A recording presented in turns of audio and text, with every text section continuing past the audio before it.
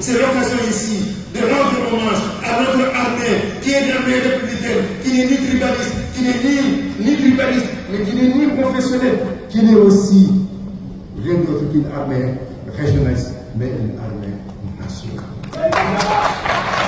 Une armée nationale où se font et se confondent tous les enfants, tous les ethnies de cette nation et qui constituent ce que l'on appelle armée-nation.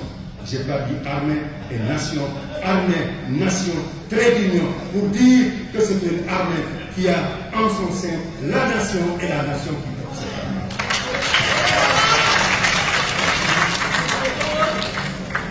armée. Et alors là, elle n'a pas connu la tentative de ce qui est partout, ce qui se fait.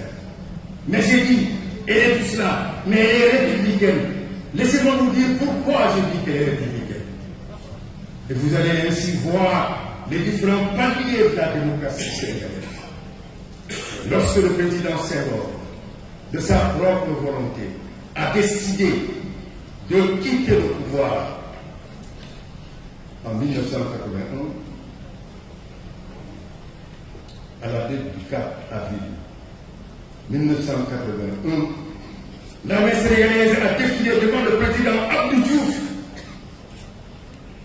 Et lorsque le président Abdou Diouf, en 2000, a estimé avant même les résultats que le peuple avait choisi, il a appelé le président Abdoulaye Wade pour le féliciter. Fait rare dans une Afrique qui était confrontée à des violences d'État. Une élégance républicaine qu'il faut encore saluer.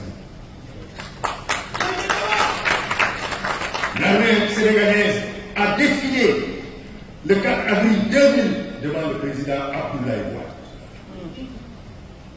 Et lorsque aussi, le 29 mars 2012, le président Macky Sall a été porté au pouvoir. Alors le 4 avril 2012, l'armée sénégalaise a défilé pour saluer son chef suprême. Et que Abdoulaye Wade, n'attendant pas le lendemain, mais le soir, se disant que les cadences lourdes montraient que c'était le président Macky Sall. Alors, il l'a appelé pour le faire féliciter.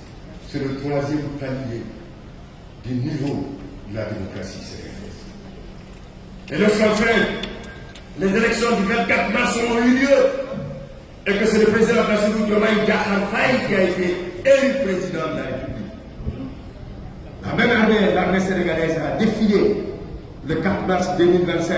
Mais cette fois-ci, le président Macky Sall, anticipant, avait pris la décision historique le 3 juillet 2023 pour dire qu'il n'allait pas briguer pour notre mandat. Alors qu'il en avait la possibilité, qu'il en avait le droit constitutionnel. Il ne l'a pas fait. Et dans cette élection ouverte, il n'y avait pas un président en exercice qui mettait son pouvoir en jeu. Et lui aussi, il porta ainsi à un autre niveau, à un autre palier, la démocratie sénégalaise en prenant d'autres décisions, notamment la décision consistante, et qu'on oublie souvent et qu'on ne sait pas peut-être, celle qui a permis par les décrets 2024 830 portant abrogation du décret 2023 1407 du 31 juillet 2023 qui avait dissous le PASTEF, rendant le PASTEF dans la légalité, qui a permis une campagne victorieuse qui leur a permis d'avoir une majorité écrasante à l'Assemblée nationale.